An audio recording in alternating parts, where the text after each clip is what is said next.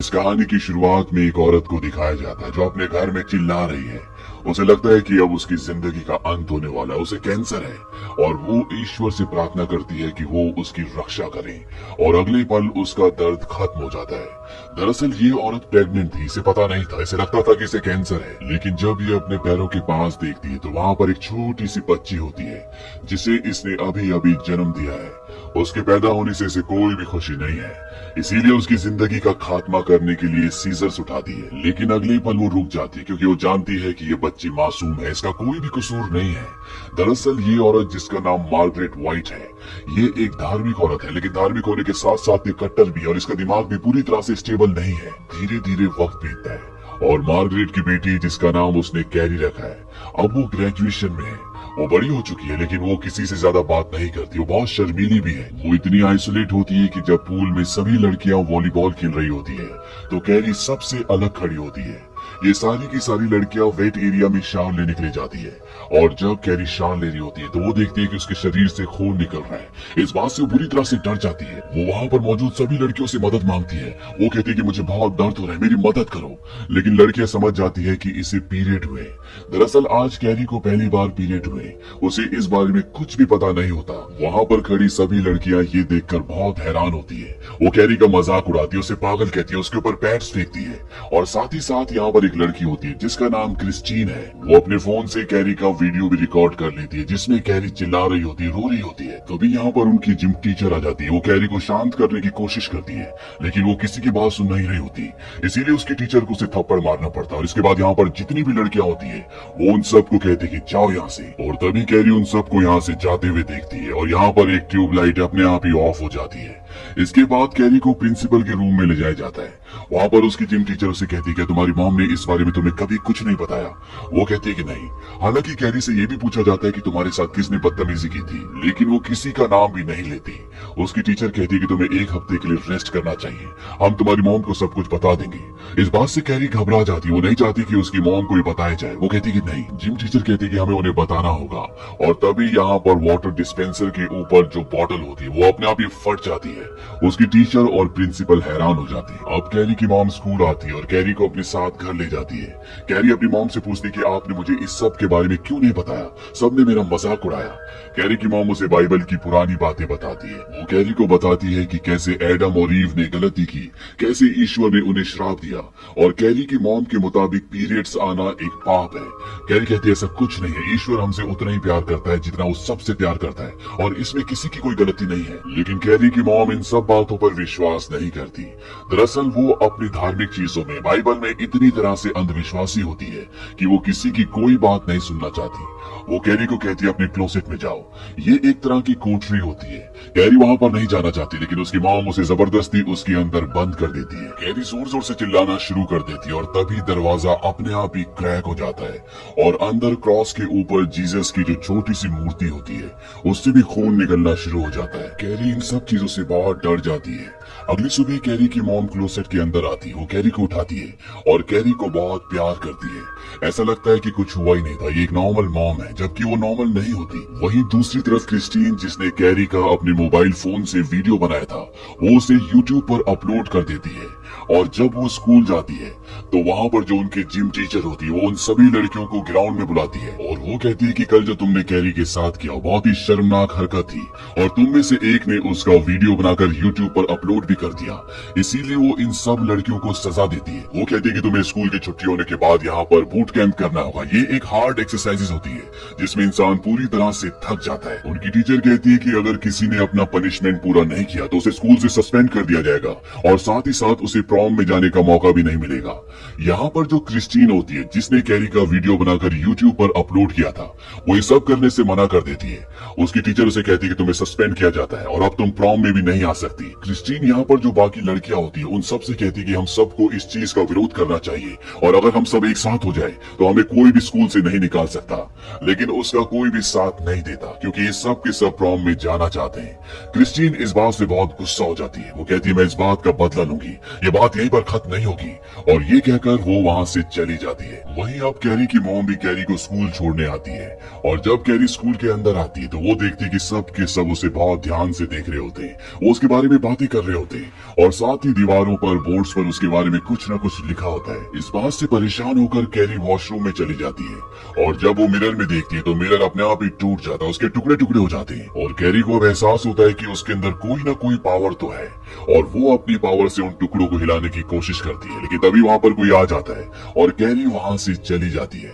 इसके बाद carry internet पर इस बारे में पढ़ना शुरू करती है और वो देखती है कि ये एक तरह की पावर है जिसे टेलीकिनेसिस कहा जाता है और ये पावर उसके अंदर भी है। वही स्कूल में क्रिस्टीन अपने डैड को लेकर आती है जो कि बहुत बड़े आदमी है और वो प्रिंसिपल और जिम टीचर को कहते हैं कि तुमने मेरी बेटी के ऊपर झूठे इल्जाम लगाए, उसे कई घंटों तक ग्राउंड में दौड़ाया और साथ ही साथ जिम टीचर उससे गंदी जबान में बात भी करती है। जिम टीचर कहती है कि जो तुम्हारी बेटी ने किया वो अपने आप में एक शर्मनाक हरकत है। उसने एक लड़की का वीडियो बनाया और साथ ही साथ उसे यूट्यूब पर अपलोड भी कर दिया। क्रिस्टीन कहती है कि डैड ये सब कुछ झूठ है। जिम टीचर कहती है ठीक है, इसका मोबाइल चेक करो, अगर उसमें कैरी का वीडियो नहीं हुआ तो मैं आप लोगों से माफी मांगूंगी और साथ ही साथ इसे प्रॉम में जाने की परमिशन भी दे दूंगी। प्रिंसिपल क्रिस्टीन को कहते हैं कि मुझे अपना मोबाइल दिखाओ, लेकिन क्रिस्टीन अपना मोबाइल दिखाने से मना कर देती है। क्रिस्टीन के डैड भी कहते हैं अगर तुम्हें प्रॉम में जाना, इन सब चीजों से निकलना है तो तुम्हें अपना मोबाइल दिखाना होगा। क्रिस्टीन कहती है कि मेरी उसमें पर्सनल चीजें हैं और वो प्रिंसिपल रूम से निकलकर सीधा अपने दोस्तों के पास जाती है जहाँ पर सू भी होती है। सू क्रिस्टीन की बचपन से दोस्त है, लेकिन सू को एहसास है कि उन्होंने कैरी वाइट के साथ जो भी किया था वो गलत था और इसीलिए उसने क्रिस्टीन का साथ नहीं दिया। क्रिस्टीन उसे कहती कि तुम्हें मेरा साथ देना चाहिए था। सू कहती कि नहीं, हमने उसके साथ गलत किया था और वैसे भी तुम्हारा कैरी ने क्या बिगाड़ा है। क्रिस्टीन उसे कहती कि तुम भी उनमें से एक थी जो उसे पागल कह रही थी, उसके ऊपर चीजें फेंक रही थी। सू कहती मैंने सिर्फ ऐसा एक बार किया था और वो वहाँ से चली जाती है। सू वहाँ से अपने बॉयफ्रेंड के पास जाती जो उन्हीं के साथ उन्हीं की क्लास में पढ़ता है और वो उसे कहती कि मैं चाहती हूँ कि तुम कैरी को अपने साथ प्रॉम नाइट पर ले जाओ और वो ऐसा इसलिए करना चाहती है क्योंकि जो उसने गलती की है वो उसका इस तरह से प्रायश्चित करना चाहती है। हालांकि उसका बॉयफ्रेंड ऐसा नहीं करना चाहता, लेकिन सू के कहने पर वो मान जाता है। वहीं दूसरी तरफ घर पर दिखाया जाता है कि कैरी अपनी शक्तियों को अपने कंट्रोल में कर रही है और उसके आसपास जितनी भी किताबें होती है वो सब की सब हवा में होती है और यहाँ तक कि जिस बेड के ऊपर वो बैठी होती है वो भी हवा में उड़ रहा होता है। नीचे कैरी की मॉम को शक होता है कि कमरे में कुछ न कुछ चल रहा है। वो चाकू उठाती है और कैरी के कमरे की तरफ बढ़ती है, लेकिन इससे पहले कि वो अंदर पहुंचती कैरी सब कुछ ज्यों का त्यों करके सोने का बहाना कर रही होती है। उसकी मॉम चाकू को वहीं पर रख देती है और वो कैरी के पास लेट जाती है और कैरी से कहती है कि अब तुम्हें डरने की कोई जरूरत नहीं है, मैं तुम्हारे साथ हूँ। और तभी चाकू ऊपर से नीचे गिर जाता है। इससे ही पता चलता है कि कैरी को अपनी शक्तियों पर अब कंट्रोल है। वहीं जब कैरी स्कूल में होती है तो उसके पास सू का बॉयफ्रेंड जिसका नाम टॉमी है वो जाता है और वो उसे कहता है कि तुम मेरे साथ क्या प्रॉम नाइट पर चलोगी। ये बात कैरी को बहुत अजीब लगती है और उसे लगता है कि ये दोबारा से उसका मजाक उड़ाना चाहते हैं क्योंकि कैरी जानती है कि टॉमी सू का बॉयफ्रेंड है। लेकिन टॉमी उसे कहता है कि सू मेरे साथ प्रॉम में नहीं जाना चाहती, इसीलिए मैं तुम्हें इनवाइट कर रहा हूँ। लेकिन कैरी उससे मना करके वहाँ से भाग जाती है और वो एक जगह बैठकर रोना शुरू कर देती है और तभी उनकी स्पोर्ट्स टीचर उसके पास जाती है और वो कैरी से पूछती है क्या तुम्हें फिर किसी ने परेशान किया। कैरी कहती कि नहीं, मुझे किसी ने प्रॉम में इनवाइट किया है और वो और कोई नहीं बल्कि सू का बॉयफ्रेंड टॉमी है। उसकी टीचर उसे कहती कि तुम्हें जाना चाहिए तो बहुत अच्छी बात है, लेकिन कैरी कहती कि कोई मेरे साथ क्यों जाना चाहेगा। कैरी की टीचर उसे शीशे के सामने ले जाती है।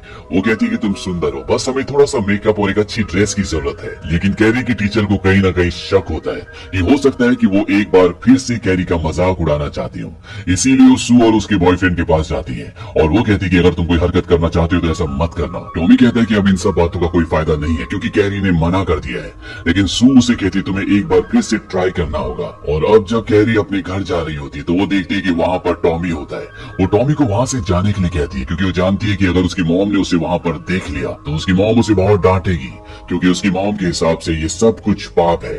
टॉमी उसे एक बार फिर से प्रॉम के लिए इनवाइट करता है और इस बार कैरी उसे हाँ कर देती। वो कहती लेकिन मुझे 10:30 बजे से पहले वापस आना होगा। टॉमी हाँ कह देता है और वो वहाँ से चला जाता है। कैरी यहाँ से सीधा मार्केट जाती है और वो अपने लिए एक ड्रेस का कपड़ा लेकर घर वापस आती है और जब उसकी मॉम उसे देखती है वो कहती तुम इतनी देर तक कहाँ थी। वो कहती मैं मार्केट गई थी, मुझे प्रॉम में किसी ने इन्वाइट किया है और मैं अपने लिए ड्रेस लेने के लिए गई थी। ये सुनकर उसकी मॉम शॉक्ड हो जाती है। उसकी मॉम कहती कि तुम प्रॉम में नहीं जाओगी। वो कहती टॉमी बहुत अच्छा लड़का है और वो 10:30 बजे से पहले मुझे घर वापस भेज देगा। उसकी मॉम कहती तुम इन लड़कों को नहीं जानती। जानती, वो सिर्फ तुम्हारा फायदा उठाना चाहती। तुम क्लोसेट के अंदर जाओ, प्रेयर्स करो और अपने गुनाहों की माफी मांगो, क्योंकि उसकी मॉम के हिसाब से ये सब कुछ गुनाह है। लेकिन कैरी टॉमी के साथ जाना चाहती है, वो जोर से चिल्लाती है और वहाँ पर जितना भी सामान होता है वो सब हवा में उड़कर नीचे गिर जाता है और उसकी मॉम भी गिर जाती है। लेकिन अगले पल वो अपनी मॉम को हवा में उड़ा देती है और उसकी मॉम को लगता है कि उसे ये सारी शक्तियां शैतान से मिली है, उसने पाप किए। लेकिन कैरी अपनी मॉम को बताती है कि ये शक्तियां मेरे अंदर पैदाइशी है, हो सकता है कि मेरे डैड से मुझे शक्तियां मिली हो। लेकिन उसकी मॉम उसकी बातों पर विश्वास नहीं करती। कैरी अपनी मॉम को कहती है कि मैं प्रॉम में जरूर जाऊंगी और मुझे कोई भी नहीं रोक सकता। कैरी अपने लिए एक बहुत सुंदर ड्रेस बनाती है और अब वो रात आ जाती है जब उसे टॉमी के साथ प्रॉम में जाना है। हालांकि उसकी मॉम उसे रोकने की कोशिश करती है, वो कहती है उसे मना कर दो, लेकिन कैरी अपनी मॉम की एक बात भी नहीं सुनती। उन्हें वो क्लोसेट में बंद करके वहां से निकल जाती है। वो टॉमी के साथ प्रॉम में आती है। यहाँ पर उसे बहुत अच्छा लगता है, उसने पहली बार अपनी जिंदगी में ऐसा फील किया होता है। टॉमी उसे अपने साथ डांस करने के लिए भी कहता है और कैरी और टॉमी एक दूसरे के साथ डांस करते हैं। यहाँ पर एक कंपटीशन भी होता है जिसमें सबसे खूबसूरत कपल को चुनेंगे और सबको एक दूसरे के लिए वोट करना है और इस लिस्ट में कैरी का और टॉमी का नाम भी होता है। ये दोनों अपने आप को वोट करते हैं। दरअसल ये एक तरह का किंग और क्वीन का खिताब होता है और जब इसका रिजल्ट आता है तो इसमें कैरी और टॉमी जीतते हैं और अब उन दोनों को स्टेज में जाना है। कैरी इस बात से बहुत खुश होती है, लेकिन यहाँ पर सब कुछ इतना सुलझा हुआ इतना आसान नहीं होता। दरअसल यहाँ पर क्रिस्टीन अपने दोस्तों के साथ आई होती है और उसने स्टेज के ऊपर एक खून भरी बाल्टी लटका दी थी जिसके अंदर एक सुअर का खून था और उनका प्लान होता है कि सारा का सारा खून वो कैरी के सिर के ऊपर गिरा देंगे और उसके बाद वो वीडियो जो क्रिस्टीन ने पहले कैरी का बनाया था, जो उसने यूट्यूब पर अपलोड किया था, उसको यहाँ पर प्रोजेक्टर पर चला देंगे। क्रिस्टीन एक मैसेज सू को भी करती है और उसमें वो लिखती है कि तुम्हारी दोस्त आज बहुत खूबसूरत लग रही है और सू समझ जाती है कि क्रिस्टीन कुछ न कुछ गड़बड़ करने वाली है और वो भी यहाँ पर पहुंच जाती है। और जब कैरी और टॉमी स्टेज पर जाते हैं तभी वो खून भरी बाल्टी उसके ऊपर गिरा देते हैं और साथ ही साथ उसका वीडियो भी चला देते हैं और इस बात से यहाँ पर जितने भी लोग होते हैं वो सब के सब हंसना शुरू कर देते हैं। कैरी पूरी तरह से परेशान हो जाती है। टॉमी कहते हैं कि सब क्या हो रहा है, लेकिन यहाँ पर सब कैरी के ऊपर हंस रहे होते हैं, वो उसका वीडियो देख रहे होते हैं और तभी ऊपर से वो बाल्टी भी गिर जाती है जिसके अंदर खून था और वो बाल्टी सीधा टॉमी के सिर के ऊपर आकर लगती है जिससे टॉमी की मृत्यु हो जाती है और अब कैरी पूरी तरह से अपना आपा खो देती है। यहाँ पर जितने भी दरवाजे होते हैं वो अपनी शक्ति से उन सारे दरवाजों को बंद कर देती है। चीजें और लोग हवा में उड़ना शुरू हो जाते हैं, यहाँ तक कि वो इलेक्ट्रिसिटी का शॉर्ट सर्किट करके इस पूरी जगह पर आग लगा देती है। इससे पहले कि वो और कुछ करती, यहाँ पर उसकी टीचर आ जाती है जो हमेशा कैरी का ध्यान रखती है। वो कैरी को ऐसा करने से मना करती है और तभी कैरी का शरीर हवा में उड़ना शुरू हो जाता है।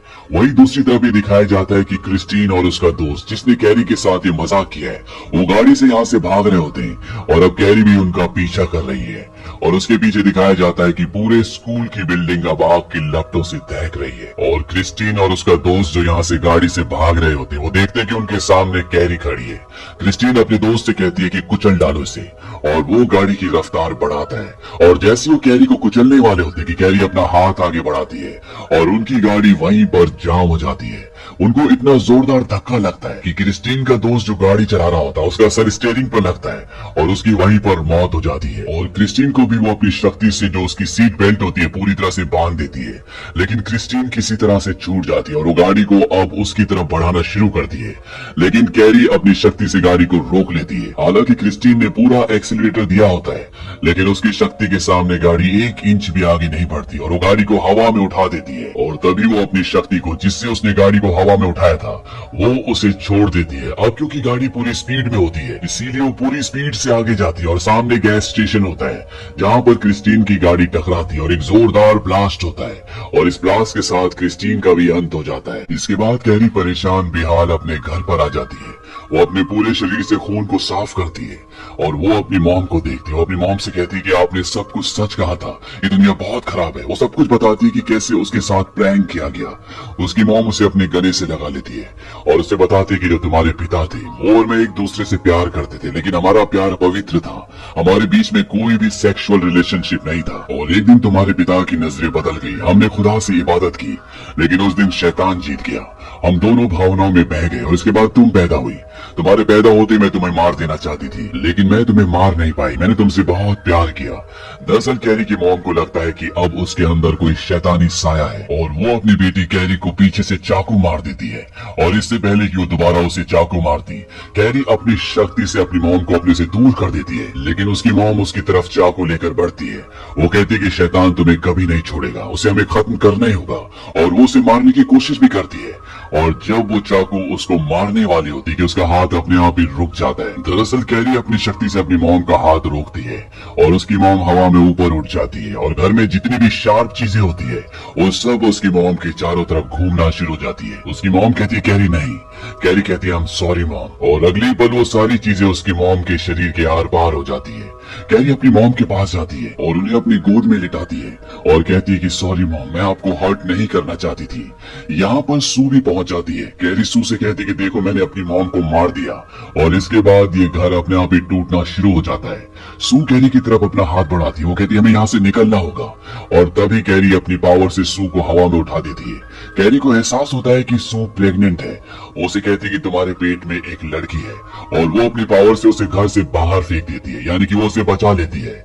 और इसके बाद घर टूटना शुरू हो जाता है। और कैरी जिसने बचपन से लेके आज तक कभी भी कोई सुख नहीं देखा, वो अपनी मॉम के साथ इस घर के नीचे दब जाती है। दरअसल सू को कैरी ने इसलिए नहीं मारा होता क्योंकि उसे अपनी शक्ति से पता चल जाता है कि जो प्रैंक उसके साथ किया गया उसमें सू का कोई भी हाथ नहीं है। और इसके बाद सू की कोर्ट में गवाही होती है जहाँ पर वो बताती है कि कैरी के अंदर कुछ शक्तियां थी, लेकिन वो हमारी तरह एक आम इंसान थी।